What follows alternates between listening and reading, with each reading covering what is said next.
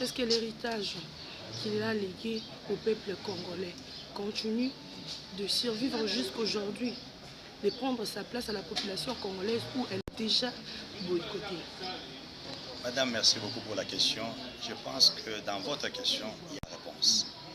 Effectivement, 22 ans après la disparition brutale et lâche de Musée Laurent Désiré Kabila dans son bureau de travail au Palais des Marbres à Kinshasa, Ngaliema, son héritage est encore ancré dans le fort intérieur des Congolaises et des Congolais. Pourquoi? Il nous a légué tout juste une phrase: ne jamais trahir les Congos. Vous considérez que chaque fois que nous sommes dans des moments forts qui touchent à l'intégrité du territoire, qui touchent à l'unité, à la cohésion, les Congolais s'élèvent comme un seul homme, sans tenir compte des ethnies, des tribus, des provinces, pour défendre l'intégrité territoriale. Les Congolais s'aiment entre eux, ils s'aiment beaucoup. Les Congolais est celui qui sait vivre avec les autres puisqu'il est hospitalier. Et vous remarquerez que cela Musée nous l'a aussi appris en nous disant: prenez-vous en charge. Parce que pour vous prendre en charge, vous devez commencer par vous aimer d'abord. Et l'enseignement que nous venons de suivre, vous avez suivi, on a donné 3 points. Craindre Dieu, être humble et croire en soi. Et je pense qu'en tout cela, Feu Musée Laurent Désiré Kabila avait. Parce que c'est l'un des rares présidents de la République démocratique du Congo, depuis le jeudi 30 juin 1960, qui est mort pauvre, qui a laissé sa famille, je dis bien, qui a laissé sa famille pauvre. Et c'est une leçon. C'est une leçon que nous devons apprendre et aussi léguer à nos enfants. Parce que son souci, c'était le bien-être du peuple congolais. Son souci, c'était la cohésion, l'unité du peuple congolais. Malgré la guerre qui lui a été faite, Musée n'a pas failli à sa mission. D'ailleurs, il est mort au front. C'est la raison pour laquelle on l'a toujours appelé le soldat du peuple. Donc, la leçon, comme vous venez de me poser la question, madame, cette leçon, vous, moi et l'ensemble des Congolaises et des Congolais, nous avons cette leçon en nous. Parce que nous ne trahirons jamais le pays que les ancêtres nous ont laissé. Nous ne trahirons jamais le pays de Lumumba, de Mobutu, de Kasavubu, de Musée, d'Etienne Tshisekedi, dont tous ces pères qui ont fait l'histoire de notre pays. Nous allons toujours nous souvenir de ce que Musée avait dit: ne jamais trahir la République démocratique du Congo. Et aussi ne jamais vivre aux dépens des autres en nous prenant en charge. Je crois que ces 2 leçons, c'est ce que nous devons nous retenir. Merci beaucoup. Merci beaucoup. Moi qui vous remercie. Pour cette journée. Oui, effectivement, le président de la République, le feu Musée Laurent Désiré Kabila, il nous a laissé d'abord, nous tous qui étions autour de lui, il nous a laissé en tant que nationalistes dans un État où nous sommes jusque-là.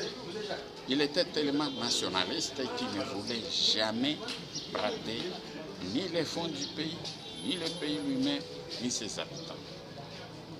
Musée Laurent Désiré Kabila, dans son nationalisme, vous le savez, il nous a laissé une phrase magique: ne jamais trahir les Congos. Cette phrase découle de beaucoup d'idées qui nous avaient tenues le 22 décembre 2000, dans une très grande réunion.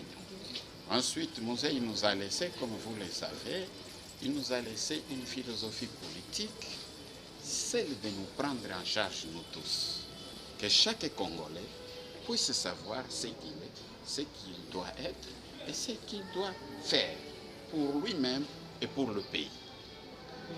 Vous savez aussi qu'avec Musée, cette philosophie qu'il a concrétisée dans le CPP, c'est-à-dire le Comité du pouvoir populaire, c'est que le peuple gouverne.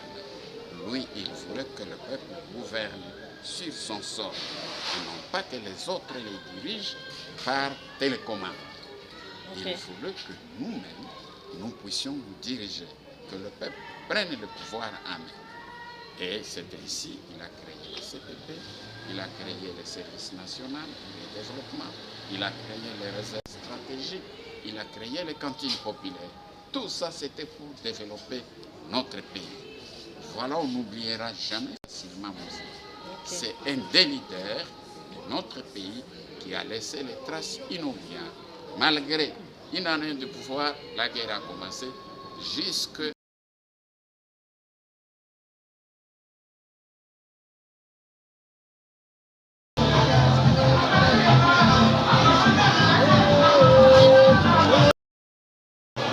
colonial, du temps de l'indépendance et le parcours aussi du temps que le Congolais lui-même a pris donc, le pouvoir.